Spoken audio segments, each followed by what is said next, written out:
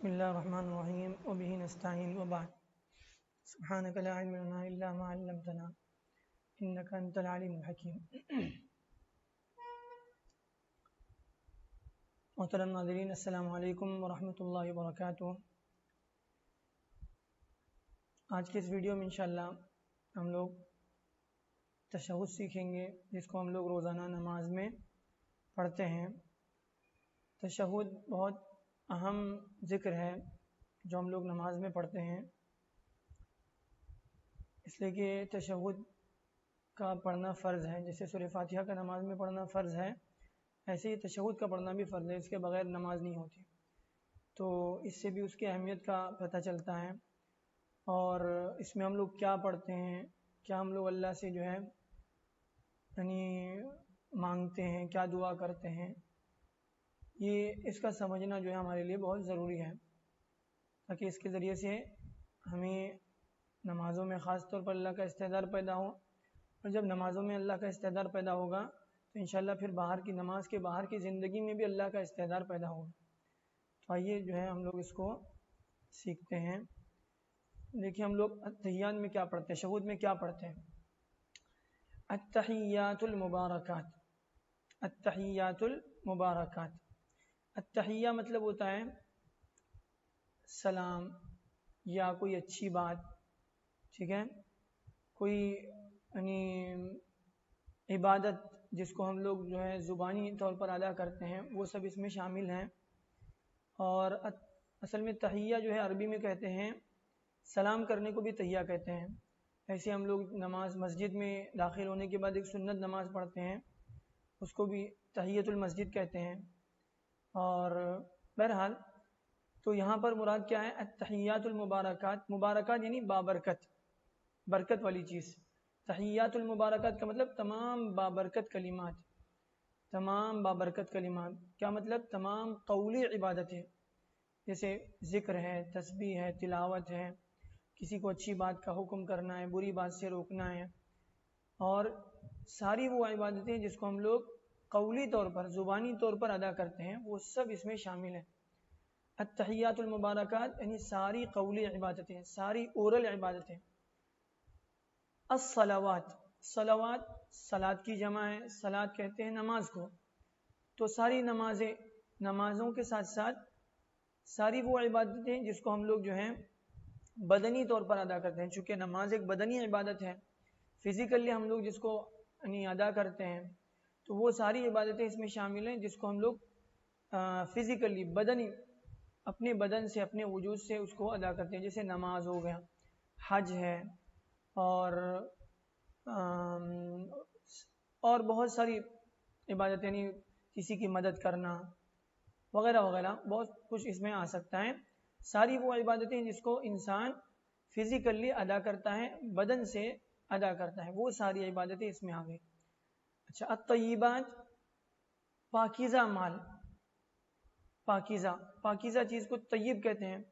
المال الطیب پاکیزہ مال. طیبات یعنی اس کی جمع ہے طیبۃ، ان کی جمع طیبات ہے.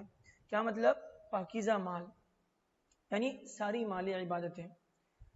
التحیات المبارکات ساری قولی عبادتیں. الصلوات ساری بدنی عبادتیں. الطیبات ساری جو ہے مالی عبادتیں، یعنی اس میں آ گئے. یہ سب کس کے لیے ہے؟ للہ، صرف اور صرف اللہ کے لیے. یہ ہم لوگ نماز میں اس کا اقرار کرتے ہیں، اللہ تعالیٰ ہم سے اس کا اقرار کرواتے ہیں. نماز میں ہمیں یہ بار بار یاد دلایا جاتا ہے کہ ہم زندگی میں جو کچھ بھی نیک کام کرتے ہیں وہ ہمیں صرف اور صرف اللہ کے لیے کرنا ہے. اس کی مشق جو ہے نماز میں ہوتی ہے. ٹھیک ہے، التحیات المبارکات، الصلوات، الطیبات للہ. اچھا، احناف کے ہاں تھوڑی سی جو ہے لفظی تبدیلی ہے، لفظی اعتبار سے تھوڑا سا فرق ہے، ورنہ معنی کے اعتبار سے کوئی فرق نہیں ہے. التحیات للہ، الصلوات والطیبات اس طرح سے ہے، تو معنی وہی ہیں جو یہاں پر بیان کیے گئے. اچھا، اس کے بعد آگے ہم لوگ کیا پڑھتے ہیں؟ السلام علیکہ ایہا النبی ورحمۃ اللہ وبرکاتہ. السلام علیکہ یعنی آپ پر سلامتی ہو. جیسے عام طور پہ ہم لوگ ایک دوسرے کے ساتھ جب بھی ملاقات کرتے ہیں تو السلام علیکم، السلام علیکم کہتے رہتے ہیں. السلام علیکم کا مطلب کیا ہوتا ہے؟ اللہ آپ کو سلامت رکھے، سامنے والے کو دعا دی جاتی ہے کہ اللہ آپ کو سلامت رکھے۔ السلام علیکہ یعنی آپ پر سلامتی ہو۔ ایھا النبی، اے نبی صلی اللہ علیہ وسلم، یعنی نبی صلی اللہ علیہ وسلم کو گویا مخاطب کیا جاتا ہے نماز میں، یعنی اللہ کے نبی صلی اللہ علیہ وسلم کی طرف ایڈریس ہوتا ہے، اور ہم لوگ اللہ سے کہتے ہیں کہ السلام علیکہ ایھا النبی، اے نبی صلی اللہ علیہ وسلم، اللہ آپ پر سلامتی نازل کریں، اللہ آپ کو سلامت رکھے۔ ورحمۃ اللہ، اور اللہ کی رحمتیں آپ پر نازل ہو، وبرکاتہ، اور اس کی برکتیں حاصل ہو، برکتیں آپ پر نازل ہوں۔ اللہ یعنی آپ پر سلامتی ہو، اے نبی صلی اللہ علیہ وسلم آپ پر سلامتی ہو، اور اللہ کی رحمتیں ہوں، اور اللہ کی برکتیں ہوں، وبرکاتہ۔ آگے ہم لوگ کہتے ہیں السلام علینا، السلام علینا، سلام ہو کس پر؟ علینا یعنی ہم پر، ہم سب پر۔ اللہ ہم سب کو جو ہے ہم لوگ اللہ سے سلامتی مانگتے ہیں، امن و سلامتی اللہ ہمیں بھی عطا فرمائے، اللہ ہم کو بھی سلامتی عطا فرمائے۔ اور وعلی عباد اللہ الصالحین، اور اللہ کے نیک بندوں پر سلام ہو، سلام ہو ہم پر، اور ہمارے ساتھ ساتھ اللہ کے جتنے نیک بندے ہیں ان سب پر سلامتی ہو۔ تو یہاں پر دیکھو ایک تھوڑا سا غور کرنے کی چیز ہے کہ نماز میں ہم لوگ اللہ کی عبادت کر رہے ہیں، اس میں ایک رکن میں تشہد پڑھ رہے ہیں، اور تشہد کا پڑھنا فرض ہے، تو نماز میں جو ہے درود پڑھے بغیر نماز نہیں ہوتی۔ تو یہ اللہ تعالیٰ، اللہ کے نبی صلی اللہ علیہ وسلم کا مقام مرتبہ جو ہے اس سے معلوم ہوتا ہے۔ سب سے پہلے اللہ کے نبی صلی اللہ علیہ وسلم کے لیے گویا جو ہے نماز میں ہم لوگ دعا کر رہے ہیں نماز ہی کے اندر، اور پھر اس کے بعد جو ہے پھر اپنے لیے دعا ہو رہی ہے، اور اپنے لیے دعا کرنے کے ساتھ ساتھ اللہ کے سارے نیک بندوں کے لیے ہم لوگ نماز میں دعا کرتے ہیں۔ جتنے اللہ کے نیک بندے ہیں ان سب کے لیے ہر مسلمان اپنی ہر نماز میں دعا کرتا ہے۔ تو ساری اگر ہم لوگ جو ہے حقیقت میں اگر نیک اللہ کے یہاں ہمارا نام اللہ کے نیک بندوں میں لکھا ہوا ہے تو ہمارے لیے دنیا کے سارے مسلمان جو ہیں دعا کر رہے ہیں، تو ان سب کی دعا ہمیں حاصل ہو سکتی ہے، بشرطے کہ ہم جو ہے اپنے آپ کو اللہ کے نیک بندوں میں شامل کرنے کی کوشش کریں۔